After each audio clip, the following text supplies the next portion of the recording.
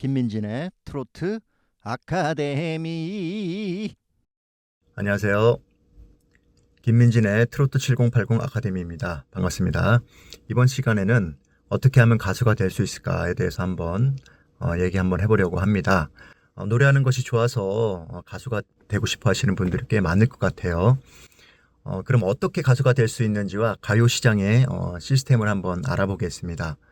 먼저 트로트 가수와 일반적인 가요를 부르는 가수의 구조가 출발점이 다릅니다.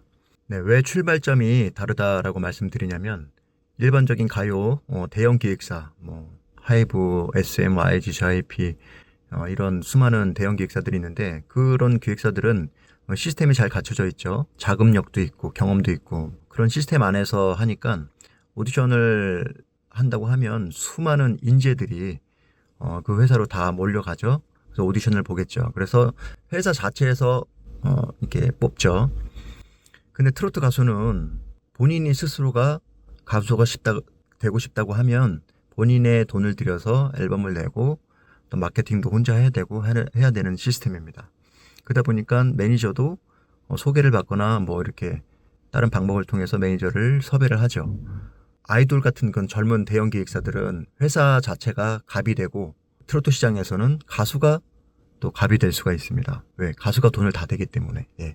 이런 구조이기 때문에 특별한 어떤 TV에 나와서 경연 프로에서 좀 어떤 이슈가 돼가지고 국민들이 정말 다 아는 정도의 그런 이슈가 되든지 아니면 그런 상황들이 아니면 다른 부분에서 사회적으로 이슈가 되어서 국민들이 모두 그 사람을 알게 되었다. 그런 상황이면은 아무래도 가수 활동을 한다 그래도 마케팅에 엄청나게 유리한 부분을 차지하겠죠. 그런 경우가 아니라면 매니저들이 아니면 대형 기획사에서 그 사람에게 먼저 계약을 하자고 하지 않겠죠. 그렇기 때문에 트로트 가수 자체 그 가수가 돈을 투자해야 되는 그런 상황이 됩니다. 네, 자, 일단 그러면 본인이 돈을 투자해서 가수 활동을 한다는 그 전제하에 좀 말씀드려보겠습니다. 일단 가수를 한다 그러면 분명한 목적이 먼저 필요합니다. 내가 이 가수를 왜 해야 되는지 그리고 할 것인지에 대한 분명한 목적이 필요합니다. 정말 진지하게 포기하지 않고 가수의 길을 갈 것이다. 끝장을 볼 것이다. 아니면 지금 내가 하고 있는 일에 플러스 효과로 인해 가수를 하고 싶다. 아니면 그냥 기념 앨범으로 한번 내보고 욕심 없이 편하게 즐기면서 하고 싶다. 여러 가지 이유가 있겠죠. 어쨌든 분명한 목적을 정해야지 거기에 맞게끔 방향을 정하고 나아갈 수 있겠죠. 네, 가수가 되는 과정 첫 번째, 주변의 지인이나 인맥을 통해서 작곡가나 또 매니저나 또 방송 관계자들을 이제 소개를 받아서 만나게 되겠죠. 작곡가를 만나면 매니저를 연결하겠고 매니저를 만나게 되면 그 다음에 또 작곡가가 연결이 되겠죠. 자, 두 번째로는 누구를 먼저 만나든지 작곡가나 음악 프로듀서에게 데려와서 노래 오디션을 보고 또 부족한 상황이면 보컬 레슨을 받습니다. 자, 세 번째, 또 매니저가 있을 경우에는 또 여러 작곡가들에게 곡 의뢰를 하거나 아니면 소개를 받거나 또 아니면 개인적으로 잘 알고 있는 작곡가에게 이제 가수를 데려가겠죠. 그래서 좋은 곡을 받기 위해서 또 매니저는 유명한 작곡가들을 또 찾아가게 됩니다. 또 네 번째, 또 곡을 받게 되면 또 작곡가에게 그 곡을 레슨을 받고 또 가끔은 또 보컬 트레이너에게 레슨을 받게 할 수도 있습니다. 네, 다섯 번째는 이제 곡이 정해져서 트레이닝이 다 끝났다. 그럼 본격적인 녹음 스케줄을 잡습니다. 먼저 녹음실에 가서 그 곡에 대해서 실질적으로 연주하시는 분들을 녹음실로 이제 부르게 됩니다. 세션 하시는 분들인데요. 종류는 드럼, 베이스, 기타, 브라스, 또 스트링, 퍼커션, 건반, 여러 가지 또 다른 악기들도 많이 있겠죠. 곡에 따라서 다 다르죠. 그 녹음이 다 끝나면 이제 가수가 와서 그 연주된 MR에다가 이제 보컬을 녹음을 합니다. 노래 녹음이 끝나면 그 다음에 코러스 하시는 분이 와서 그 보컬을 더 땅땅하고 더 완벽하게 더 화음을 넣어서 돋보이게 만드는 작업을 하게 됩니다. 그 모든 작업이 끝나면 녹음실에 믹싱 엔지니어 분이 그 모든 악기별로 밸런스를 다 잡아요. 드럼, 베이스, 기타 악기를 다 녹음을 다 끝나면 이거 믹싱을 한다고 하거든요. 믹싱이 다 끝나면 여섯 번째로 마스터링을 하게 됩니다. 마스터링은 믹싱을 하다 보면 우리가 조각할 때도 막 이렇게 깎으면 요만해지잖아요. 이따만한 게 요만해집니다. 믹싱도 되게 거친 그런 사운드를 깎고 다듬고 하면은 볼륨이 좀 작아져요. 이 부분을 다시 스테레오로 벌려서 볼륨을 키우는 작업입니다. 사운드가 훼손이 되지 않고 볼륨 레벨을 키우는 작업이 이제 마지막 마스터링 작업입니다. 사진으로 하면 뭐 뽀샵? 예, 뭐 그런 과정이 되겠네요. 예, 7번째로 최종 마스터링이 끝나면 가수는 그 마스터링에 녹음된 그 완벽한 앨범에 이제 실릴 음원이죠. 그 음원과 똑같이 노래 연습을 합니다. 예, 또 안무가 만약에 필요하다 그러면은 그 곡에 대한 안무 연습도 이제 같이 하게 됩니다. 그리고 여덟 번째는 예, 녹음이 끝났으니까 이제는 이제 활동할 곡에 맞는 컨셉으로 전체적인 이제 스타일링을 합니다. 예를 들어서 뭐 의상, 그다음에 헤어, 뭐 메이크업, 뭐 이런 스타일링을 다 갖춘 다음에 그다음에 자켓 사진을 이제 찍게 되죠. 스튜디오에서 자켓 사진을 찍게 됩니다. 요즘은 CD나 어떤 USB 앨범을 잘 안 하는 추세이기 때문에 또 음원 유통할 때 또 필요한 가수 프로필용 사진이나 이미지가 또 필요하고요. 또 온라인 인터넷에서 이제 뉴스, 언론 플레이를 할 때 또 필요한 이미지 사진들이 있겠죠. 그렇기 때문에 일단은 이미지 사진을 찍어 놓는 것이 좋습니다. 예, 9번째로 CD나 USB 같은 앨범을 이제 만들 거다라고 생각하시면 아까 찍었던 자켓 사진들 그런 것들과 가사, 곡 순서, 그다음에 뭐 스텝, 앨범에 참여한 스태프분들의 모든 그런 정보들을 디자이너한테 제공을 합니다. 그러면 그 자켓 디자이너가 이제 디자인이 완성이 되면 서로 오타가 있는지 빠진 건 없는지 꼭 체크를 해야 됩니다. 네, 10번째는 이제 앨범이 나왔습니다. 자, 나왔으면은 심의를 받아야 됩니다. 방송국이 한 30여 군데 되는 방송국, 공중파부터 뭐 케이블, 라디오 뭐 여러 군데가 있죠. 여기에 적합한지 이 곡이 방송을 틀어도 되는지 안 되는지에 대한 어떤 심의가 필요합니다. 그 심의를 받으려면 그 음원과 그 가사를 같이 방송국마다 들고 가서 다 이제 심의를 받아야 되는데요. 한 일주일에서 열흘 정도 걸리는 것 같아요.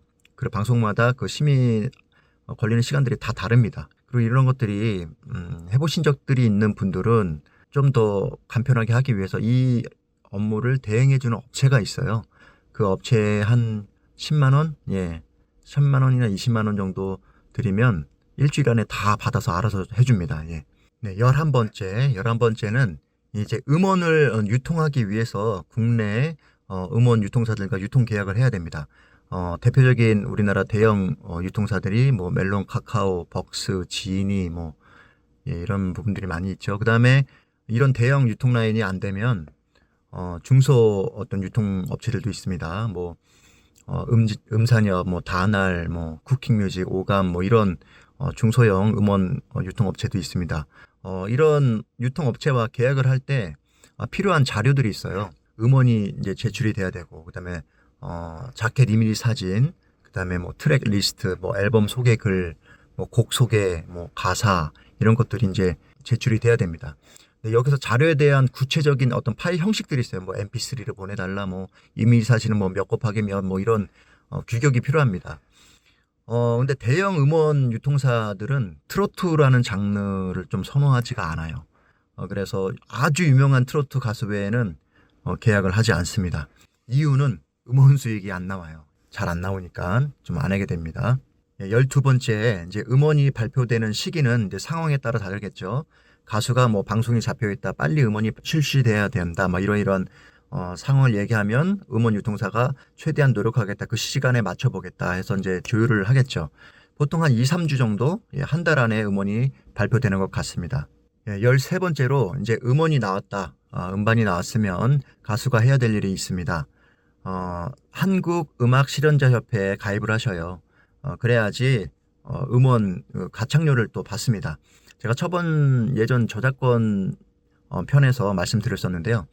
예를 들어서 음원이 100이라고 치면, 지분이 100이라고 치면 뭐 한 48%가 이제 음원 제작자, 뭐 나머지 30 몇 프로가 이제 어떤 CP 업체, 뭐 카카오 뮤직, 벅스, 지니 이런 데이고, 또 저작권자가 뭐 한 12점 몇 프로, 그다음에 6.5%가 이제 실현자협회입니다. 실현자, 직접 연주한 사람들, 뭐 드럼 치고 기타, 베이스 친 사람들.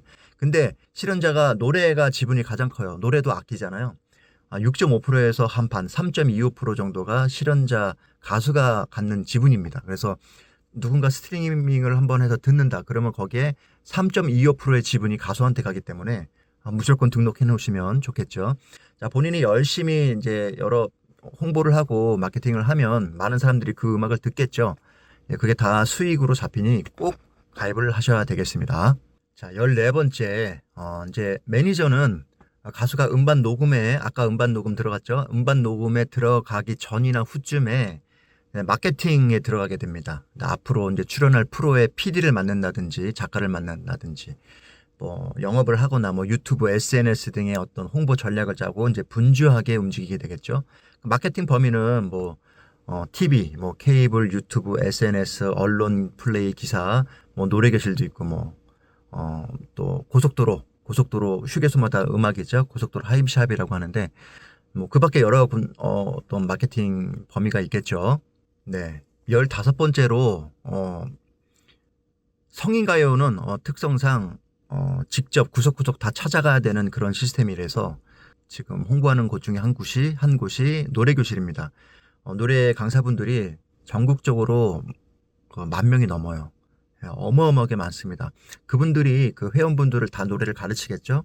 그냥 일반 금영이나 태진 노래방을 갖고 이렇게 가르치는 것이 아니라 엘프라는 노트북처럼 생긴 노래방 기계가 있습니다. 이렇게 노트북처럼 들고 다니는 건데 거기에 그 엘프의 그 곡을 인위적으로 돈을 주고 넣을 수가 있어요. 한 180만 원 정도 계속 이렇게 오르더라고요. 지금은 한 180만 원 정도 됩니다. 멜로디 악보랑 음원이랑 딱 제출을 하면 그 엘프 회사에서 한 달 뒤 정도에 이제 엘프의 그 곡이 실리가 되죠. 그래야지 노래 강사가 그 곡을 가르치고 회원들도 그 노래를 알 수 있겠죠. 자, 그러면 뭡니까? 노래교실 회원들이 만약에 노래를 배웠어. 부르고 싶어. 또 노래방에 갔는데 곡이 없어. 그럼 안 되겠죠. 그래서 금영이나 태진 같은 노래방에 또 같이 넣습니다. 근데 가격이 좀 비싸요. 금영은 부가세 포함 550만 원, 태진 노래방은 부가세 포함 440만 원입니다. 작업을 또 하는데 뭐 계약서 같은 것도 쓰고 뭐 이러이러한 또 서류도 필요합니다. 예, 그렇게 돼서 한 달 정도면 모든 곡들이 이제 다 들어가게 됩니다. 자, 16번째. 자, 이제 이런 모든 작업이 끝나면 이제 매니저와 함께 열심히 곡을 홍보하면 또 각종 미디어에 이제 영상들이 많아지게 되면서 점점 가수의 이름이 알려지겠죠. 인지도가 점점 쌓이면서 이제 방송이나 행사 섭외가 조금씩 들어오게 되겠죠. 물론 이렇게 한다고 해서 모두 이제 성공을 하는 것은 아닙니다. 좋은 곡을 받아야 되고요. 가수도 노래를 잘해야 되겠죠. 잘해야 되겠죠. 또 마케팅도 잘해야 됩니다. 그리고 여러 가지 타이밍이 또 잘 맞아야 되고 또 운도 있어야 돼요. 여러 가지 요소가 필요합니다. 자, 본인이 포기만 하지 않고 큰 욕심 없이 그저 즐기면서 최선을 다하면 그리고 또 여러 가지 변수가 생기겠죠. 그런 변수까지 받아들이고 인정하면서 꾸준히 활동하신다면 즐겁고 행복하게 활동을 하실 수 있습니다. 예, 지금까지 김민진이었습니다. 감사합니다.